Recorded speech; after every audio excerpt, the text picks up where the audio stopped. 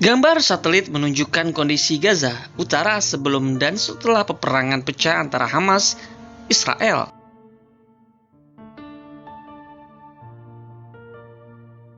Penampakan yang diabadikan satelit Planet Labs BBC Printed Circuit Board memperlihatkan kerusakan yang terjadi sejak Sabtu 7 Oktober 2023 hingga Senin 30 Oktober 2023.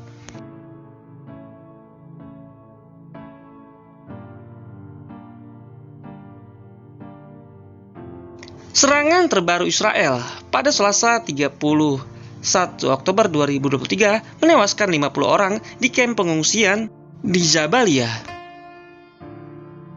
Serangan menargetkan seorang komandan senior Hamas yang berada di daerah itu.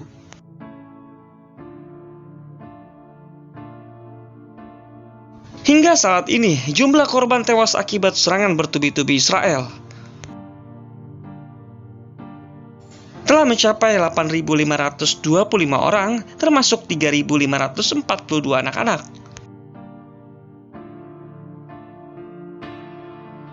Selain itu, sekitar 2,3 juta jiwa telah kehilangan tempat tinggal. Kereta gerobak yang ditarik keledai menjadi alat transportasi satu-satunya di Khan Yunis, Gaza. Kala Israel membombardir wilayah itu dan menyebabkan krisis bahan bakar minyak. Distribusi bantuan kemanusiaan di Gaza terhambat akibat kurangnya bahan bakar.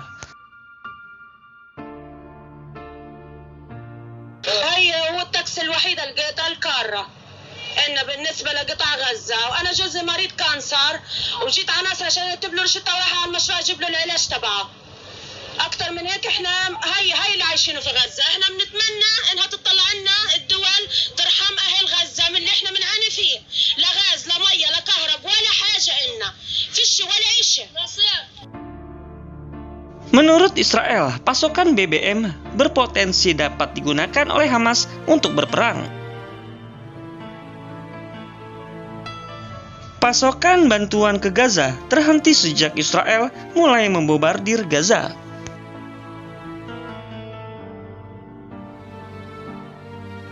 Sejak Sabtu 7 Oktober 2023, Israel terus menyerang wilayah Palestina dan hingga pada Selasa 31 Oktober 2023 sudah lebih dari 8.300 warga Gaza yang tewas akibat serangan itu. Inilah momen seorang bocah berhasil dievakuasi dengan selamat dari reruntuhan bangunan di Camp Al-Nusairat, Gaza pada Senin 30 Oktober 2023. Rekaman video diambil oleh seorang jurnalis di Gaza, Yosef Al-Saifi.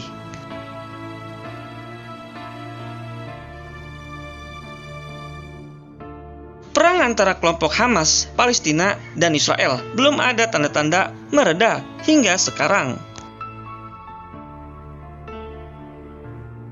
Organisasi Save the Children melaporkan lebih dari 3.324 anak-anak tewas akibat gempuran Israel ke jalur Gaza sejak Sabtu 7 Oktober 2023 yang lalu. Save the Children melaporkan jumlah anak-anak yang tewas di Palestina sejak Sabtu 7 Oktober 2023 ini lebih banyak ketimbang total jumlah anak-anak yang tewas dalam konflik di seluruh dunia setiap tahunnya sejak tahun 2019. Perdana Menteri PM Israel Benjamin Netanyahu menolak gencatan senjata. Ia menegaskan ini adalah waktunya untuk berperang. Selain itu, menurut Netanyahu, melakukan gencatan senjata di Gaza sama saja seperti menyerah pada kelompok Hamas Palestina. Ia menyamai Hamas dengan kelompok teroris. Saya ingin memperjelas posisi Israel mengenai gencatan senjata, kata Netanyahu. Sama seperti Amerika Serikat yang tidak menyetujui gencatan senjata setelah pemboman Pearl Harbor atau setelah serangan teroris pada 9 November, Israel juga tidak menyetujui penghentian pemusuhan dengan Hamas setelah serangan mengerikan pada tanggal Sabtu 7 Oktober 2023, tambahnya, penolakan disampaikan Netanyahu pada Senin malam, di mana menolak seruan 120 negara PBB, Majelis Umum PBB, menyeruakan gencatan senjata demi kemanusiaan yang bersifat segera tahan lama dan berkelanjutan antara Israel dan Hamas. Sejak penolakan gencatan senjata, Israel telah menegaskan pasukannya akan memerangi Hamas di Gaza semalaman. Sebanyak 300 sasaran yang diklaim terkait Hamas jadi sasaran pada Selasa. Tentara membunuh teroris dan mengarahkan angkatan udara untuk melakukan serangan real time terhadap sasaran dan infrastruktur teror, kata militer Israel dalam sebuah pernyataan dikutip Agence France-Presse (AFP).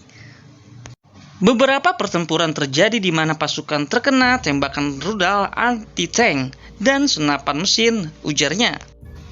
Beberapa pertempuran terjadi di mana pasukan terkena tembakan rudal anti-tank dan senapan mesin.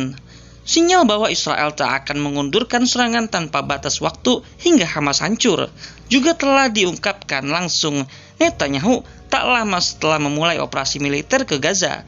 Dia berjanji memusnahkan Hamas untuk selamanya dengan mengalahkan mereka sampai mati.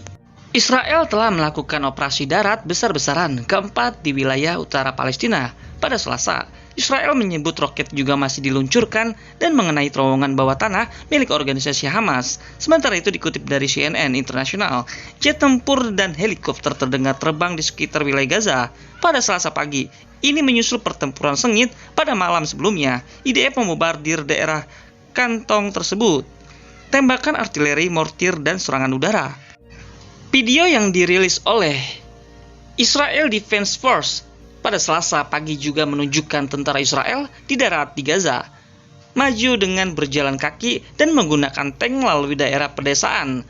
Mereka juga masuk ke daerah perkotaan yang tampaknya rusak parah akibat perang. Hingga kini, mengutip dari Al Jazeera, lebih dari 8.000 lebih warga sipil Gaza tewas. Angka diyakini akan terus bertambah seiring gempuran Israel yang terus menggila di wilayah kantong tersebut.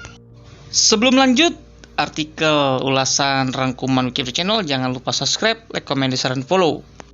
Dikutip dari Bloomberg News, membedah strategi baru Israel, perang makin lama dan mencekam. Tujuan Israel untuk mengalahkan Hamas kini makin ambisius dibandingkan sebelumnya dengan strategi militer baru yang perlahan namun mencekam. Pendekatan ini sejatinya bertujuan untuk membatasi korban jiwa yang menjadi kekhawatiran internasional atas krisis kemanusiaan di Gaza, tetapi keadaan akan semakin mengerikan karena akan memakan waktu berbulan-bulan, bukan lagi berminggu-minggu. Kampanye darat untuk menghancurkan penguasa di jalur Gaza menyusul serangan mematikan yang dilakukan kelompok militan Palestina ke Israel pada awal Oktober, melibatkan angkatan bersenjata yang bergerak secara bertahap ke daerah padat penduduk tersebut sambil didukung oleh tank dan artileri. Hal ini berbeda dengan tahun 2014 ketika tentara Israel menyerbu jalur Gaza setelah 10 hari melakukan pemboman udara yang memicu pertempuran sengit di lingkungan perkotaan padat penduduk tempat Hamas berada. Lebih dari puluhan tentara tewas. Sebelumnya gencatan senjata diberlakukan beberapa minggu kemudian. Jumlah korban tewas tentara meningkat menjadi 66 orang hingga menuai kritik.